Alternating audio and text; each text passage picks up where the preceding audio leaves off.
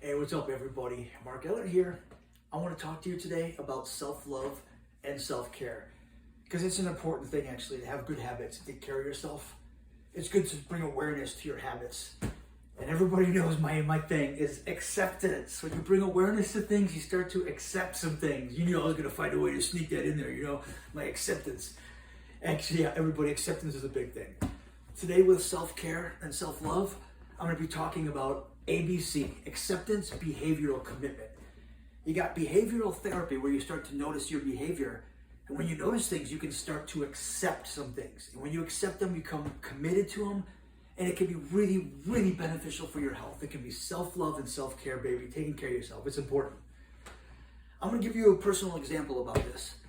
Some of you know that Mark enjoys his coffee. That's my liquid. That's my juice, baby. It's the juice of the gods. That's my feel-good juice. I love me my coffee. Coffee addict for a while. I used to religiously be drinking my coffee. It was my go-to. So drinking coffee so much for so long, and actually having my post-traumatic stress, my panic disorder, my stress disorder, I started developing acid reflux. I started having heartburn issues and constant acid reflux. I was just constantly having this discomfort, just having heartburn, that bad taste in the back of my throat, and eventually my esophagus was just inflamed 24/7. Everywhere I went, everything I did, my esophagus was in a lot of pain. It was inflamed. When I'd be showering certain ways and I'd move a certain way, even when sleeping, I'd get woken up because when I move a certain way, it was so inflamed and hurting, it would pinch it and it would hurt. But whoo, very discomforting. And so I was concerned. I was in just that chronic pain all day and I just felt uncomfortable. And acid reflux isn't something to play around with. I know people who've done a lot of permanent damage from acid reflux. Can be surprised. That shit can be really bad for you. So a couple years ago, everyone, I accepted this. Acceptance is my word, baby. I accepted it and I stopped drinking coffee because it wasn't working for me. I tried a lot of things. I tried going decaf. I tried cutting down how much I was drinking. I tried using more cream. I wasn't even enjoying my coffee and I was still trying to drink it. What's the point then? I wasn't even enjoying it and I was still drinking it. That's the behavior. I was noticing I was doing behavior that I wasn't even enjoying to try to be able to enjoy something and do that I like, but in the end I wasn't enjoying it and I was actually still being uncomfortable. What's the point? That's when I noticed the behavior and I accepted that I can't drink coffee. It just doesn't work for me. So when I went a couple years without my coffee, some of you may know I recently got a job. I'm recently now employed working at Goodwill Great Lakes, the naval base. And I work an early shift. I have to work an early shift, so now that I'm actually getting up at 5:30 in the morning to eat my breakfast, shower, and catch the bus and make it to work on time, if you think Mark's doing that without his coffee, you're damn wrong. I went a long time without my coffee, and I thought, you know what, Mark? You've changed some things. You got a new job now. You don't have to sacrifice. You don't have to deprive yourself of your coffee. You don't have to give this up. Reward yourself. Treat yourself good. You got a new job. You're doing good things. You're making an effort. You get to have some coffee. Damn Skippy. I started going back at it. I started drinking my coffee again, and I even tried to switch and rotate to espresso. I was drinking like 4 or 5 cups of coffee a day. 8 ounces, that's a lot of fucking volume. That's a lot of coffee. So I thought that was the acidity climbing up and causing issues. Rather than drinking 4 cups of coffee, I switched to one latte, which has like 2 or 3 shots of espresso. I was getting the same caffeine, much less volume, and I'm like, I can do this, baby. I was still having the same symptoms. After a couple months of drinking my espresso, I still started having the same physical symptoms. The acid reflux was getting bad and really bothering me. I didn't stop. I thought, you know what? Who cares, Mark? You're having acid reflux, you're having some symptoms, just deal with it. You deserve your coffee. You don't have to punish yourself.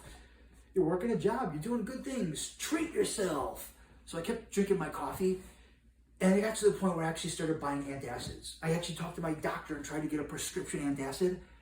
I got on Amazon and got something called DGL, which is it's basically licorice. That's a chewable tablet that coats your stomach and esophagus to help prevent damage. I also started carrying Tums around with me everywhere I was going. Literally, the effort that I was going through, the things I was doing was getting ridiculous. Just so I could drink my coffee 3 times a day, I was popping those DGLs, and I was literally carrying Tums with me everywhere I went. I was taking them periodically through the day. No joke, throughout the day, I would be taking 6 to 8 Tums just to constantly try to help my heartburn. And again, it got to the point where I'm buying so much coffee, I'm buying so much antacids, and I'm still just in the end not happy. I mean, the discomfort that I was having, it was causing anxiety. It was giving me physical pain that I wasn't enjoying, making me constantly uncomfortable, giving me anxiety, trying to figure out how to fix it and what to do, and just exhausting myself trying to find a way to make it work.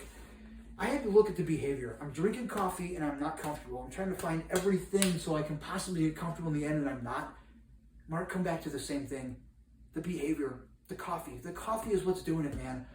I gotta accept the fact that coffee, my diet, the things that I do, my post-traumatic stress, the things that I deal with, I can't drink coffee. The coffee is just too much acidity. It gives me heartburn. It makes me uncomfortable no matter what I do, no matter how much I try to make an effort.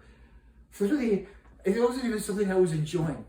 Why go through so much effort to try to do something that in the end I still wasn't enjoying? So again, everyone, acceptance. I started accepting the fact that I'm not punishing myself, I'm helping myself. The coffee isn't something that was doing good for me, it was bad. Cutting it out of my life is helping me. It's not depriving me. It's not sacrificing things. See, that's what it comes down to, everybody. My negative filter. It was easy for me to be negative and see it in a bad way. I've been through a lot in my life. I have a lot of complex post-traumatic stress disorder. I've dealt with a lot of shit. So when just small things like this happen, it's easy for me to relate it to my life. Just to be like, why does life suck? Why do things not work? It's just, I always just feel like I'm just giving things up and it's a sacrifice. I always feel like I'm punishing myself. But I'm not. I have to remember all the stuff that I've went through and gone through my life. It has nothing to do with this. This is completely separate. I've dealt with shit and I've learned how to manage it and deal with my illness and handle shit. And I deal with myself and my problems. The coffee has nothing to do with that. I can't relate that to the fact that I had a brain injury. I can't relate that to losing my vision. I can't relate that to all the stuff I've dealt with in my life. It has nothing to do, Mark. I had to stop that negativity. I was just a constant negative filter. I wanted to see it in a bad way. I felt like I've had to give so much in my life, it was just easy to hold on to that negativity. That I'm just giving and giving and giving more things up, and I just don't have good. But I do. It's good to focus. I have a job. I have the things that I love. I'm doing a lot of good things, and that's why giving up my coffee is good for me. It's not bad for me. I shouldn't beat myself up and say, doing something wrong and that I suck and I'm punishing myself. I'm rewarding myself. It's giving me uncomfortable. It's making me stay awake at night. It's giving me insomnia, making my anxiety worse. It's giving me constant physical pain and ailment. I'm damaging myself. I love myself. I'm going to treat myself with love and respect. That's why stopping my coffee isn't punishing me. It's rewarding me. Everyone, it's really good to bring your awareness to that. When you have that negative filter, you just see it negative, try to stop. See it in a different way. Rather than being like, Mark, you suck, you can't drink coffee. I'm like, Mark, you're awesome. You made the signs and you noticed what you were doing. You found the awareness. You figured out that it was the coffee. You know what was wrong and you're treating yourself right. You had the willpower to stop the things that are hurting you, so you're helping yourself. You're not hurting yourself anymore. You're helping. I give myself that pat on the back rather than just being negative and thinking I'm sacrificing and giving up and I suck, that I'm just depriving myself. I'm not. I'm helping myself, everyone. I'm helping myself. When there's a will, there's a way. I had that willpower, and Will, you know about it, my brother, man. You know about that willpower, brother. Shout out to my homie Will. My broski, love you, brother. We got to catch ourselves some breakfast soon. But everybody, remember what you can do. Don't think about what you can't do. Remind yourself that what you can and how you can help yourself. Sacrificing something and giving it up isn't hurting yourself. You're doing it to benefit yourself and help yourself. Try not to see it in a negative filter. Try to see it in a good way. Tell yourself, damn, I'm good for treating myself well. Damn, I'm good for having the willpower to give that up and help my future. Don't beat yourself up. You're already giving something up. You're already having a hard time with it. Tell yourself, remind yourself that you did a good job. You were able to actually make that sacrifice and help yourself. Pat yourself on the back, everyone, the way that I'm doing it. Because now I'm going 3 weeks without my coffee. It's been 3 weeks that I've completely given it up. Still working my job and going and doing what I have to do, everyone. And it's helping me. Because one thing that helped me bring my awareness to this, I was on Amazon. I was putting my coffee in the cart. There we go. And then I was putting my antacids in the cart. And I was putting some more in the cart. I was spending like $80 a week on coffee and antacids. So not only was I helping my physical health with my wallet, what's the point of doing something that's giving me discomfort to constantly all day take medicine to stop that discomfort when I can just stop the behavior all to begin with, everybody? That's why everyone's self-love and self-care. Acceptance and behavior therapy. Notice that behavior. And accept the things that you can and can't do, everyone. Accept what's good for you and what's bad for you.